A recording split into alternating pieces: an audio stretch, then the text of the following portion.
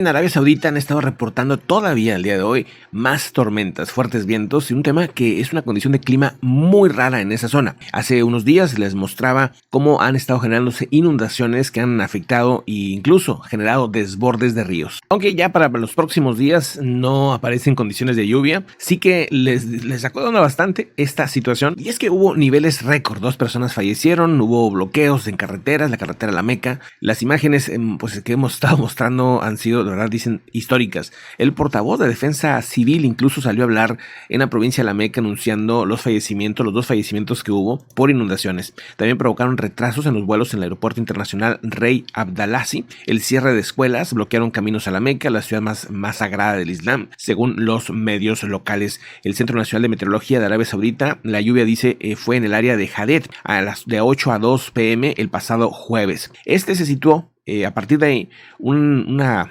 generación de agua de 179 milímetros que continuó por varios días, la más alta jamás registrada, superando la que sucedió en 2009. Captan un rayo impresionante en Mississippi después de todos estos tornados que han estado llegando a esa zona. Por ejemplo, en Alabama, en Luisiana, Mississippi, todo lo que es el corredor de tornados han tenido al menos un tornado según reportan los meteorólogos de Estados Unidos. Pero entrando en tema internacional, 2 bombarderos chinos, 6 aeronaves de Rusia habrían incursionado al mismo tiempo en zonas de identificación aérea de Japón y de Corea del Sur. ¿Qué significa las zonas de identificación de defensa? Vamos a eso. Tenemos a Japón, tenemos aquí a Corea, acá está Rusia, acá está China, en esta zona está China, y entonces en toda esta zona, alrededor de estos países, entre Rusia, Japón, Corea, etcétera, hay una delgada línea en la que a esta línea le llaman zona de identificación de defensa. ¿Qué significa? Bueno, pues que en estas zonas, esa franja de identificación de defensa, aviones militares no pueden pasar, porque en el momento en que pasen, aunque sigue siendo territorio chino, aunque sigue siendo territorio ruso, en esas líneas de identificación, que algunas incluso están en esta zona, en el mar, por ejemplo, en esas zonas de identificación, automáticamente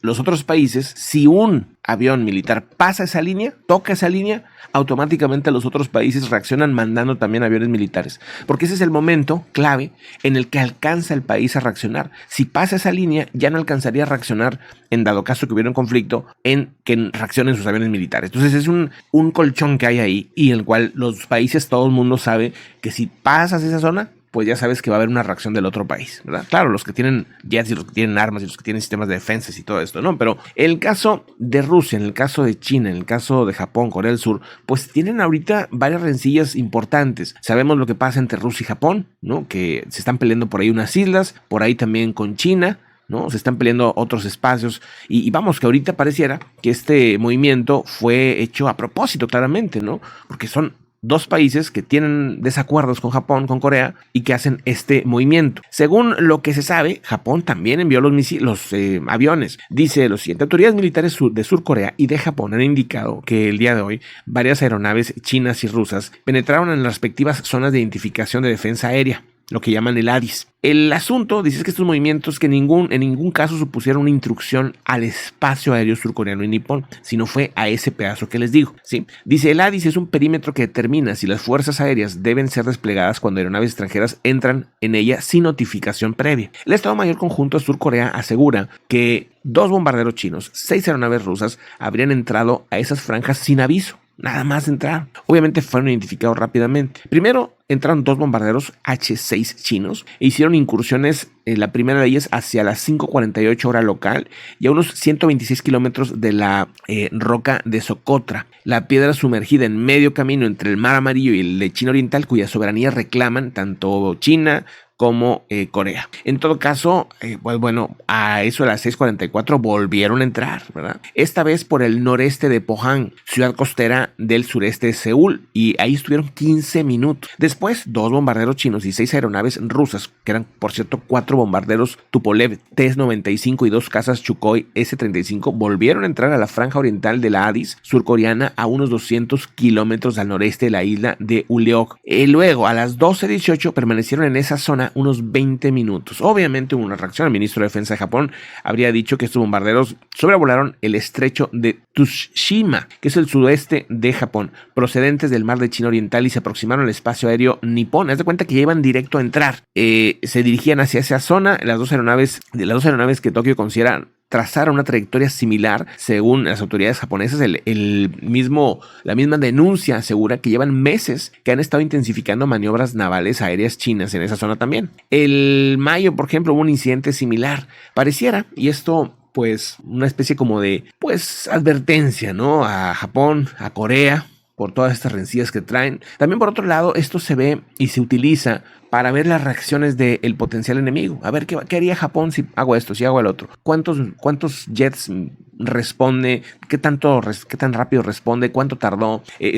Vamos, todos esos detalles, cómo reacciona el país, todo ese tipo de cosas es la razón por la que hace este tipo de cosas China y Rusia. Y que las intenciones vayan a escalar a otro grado, sinceramente ahorita no lo creo, pero pues no podemos descartar nada en estos tiempos. Por otro lado, fíjense que pues Rusia anuncia que se va a centrar en construir pues más infraestructura de armas nucleares en 2023. Ayer lo anunció China, que pretende, el Pentágono reportó qué es lo que está haciendo China y aseguran que están aumentando a 1.500 bombas nucleares los chinos. Por otro lado, Corea del Norte, un día antes de esto, Corea del Norte dice, pues queremos ser la primera potencia nuclear del mundo. Ese es el enfoque que tienen para los próximos años. China, de aquí al 2035, quieren 1.500 bombas nucleares. Y ahora Rusia dice que a partir del próximo año van a seguir construyendo infraestructura nuclear.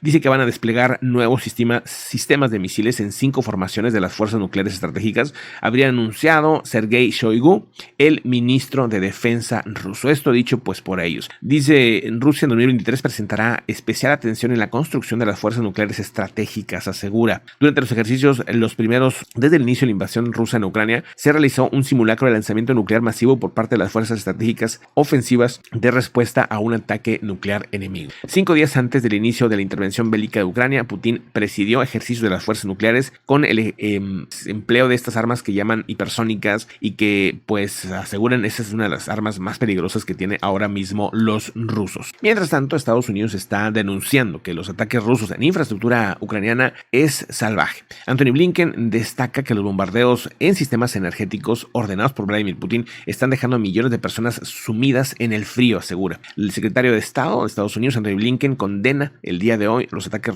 de Rusia a la infraestructura civil, calificándolos de bárbaros, de salvajes. En estas últimas semanas, Rusia ha bombardeado más de 1/3 del sistema energético ucraniano, dejando a millones de personas sumidas en el frío. Y esto ha hecho una reacción incluso de la misma ONU o de países que no están muy metidos en el tema, criticando duramente esto. Es más, el mismo Papa, el Papa Francisco, ha dicho que la crueldad de las fuerzas de Vladimir Putin son alucinante. Moscú también Rusia reaccionó a los dichos del Papa Francisco, que había sido muy puntual, incluso hasta en exceso, para tratar de no meterse mucho. El Papa Francisco había criticado la guerra en general y cosas así, pero pues en esta ocasión sí se fue directo a esta situación, porque han ido saliendo las evidencias de cómo tratan y cómo tenían zonas en Gerson, por ejemplo, donde torturaban a soldados, pero también torturaban a civiles.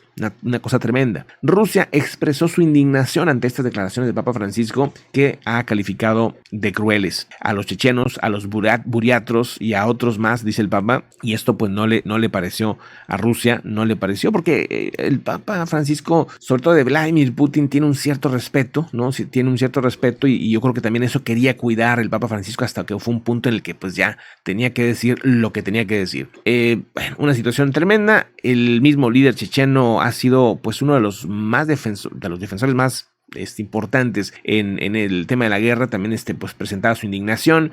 El mismo embajador ruso del Vaticano, Alexander Abdev, expresó su indignación, dice, a tales insinuaciones. Pues no es que fueron insinuaciones, ¿verdad? Fueron simplemente comentarios de una situación pues que claramente está sucediendo y de la cual pues la indignación empieza a ser cada vez más grande, porque simplemente empieza a salir todo el manejo que han hecho contra civiles directamente, que es la parte más aterradora de este conflicto. Y en otros detalles, fíjense qué interesante, la inflación interanual por primera vez en 17 meses ha caído. Fue del 10% con energía como la categoría de mayor impacto en los precios en comparación con el mismo mes del año anterior. Dice, la inflación interanual en la eurozona cayó 6 décimas en noviembre hasta el 10% en comparación con el 10.6% registrado un mes antes, y que marcó entonces un nuevo máximo histórico en los países de la moneda común. Se trata, dice, la primera bajada de la inflación interanual en la zona euro. Todavía falta mucho porque la inflación ahí está y es bastante todavía, pero al menos hay una expectativa positiva por ahora.